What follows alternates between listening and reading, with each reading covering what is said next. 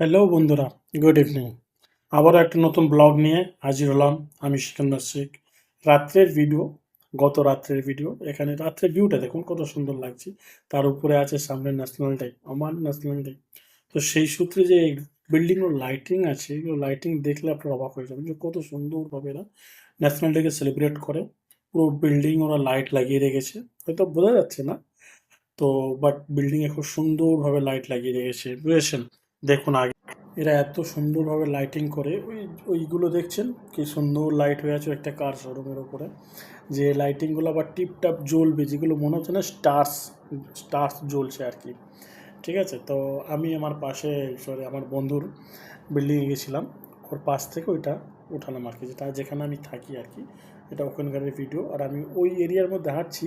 আর দেখুন কত আলো জ্বলছে, কারণ উপরে লাইট লাগিয়ে দিয়েছে এত যে আপনার ওখানে কোনো এক্সট্রা লাইটের বা ফ্ল্যাশের প্রয়োজনই পড়বে না।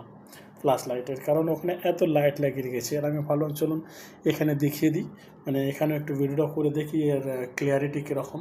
কারণ আমি তো কোনো ফিল্টার ইয়া কোনো কিছু অ্যাপ ব্যবহার করে থাকি না, ঠিক আছে? তো দেখুন লাইটিং কত, রাতের অন্ধকারে কত লাইট। ওকে।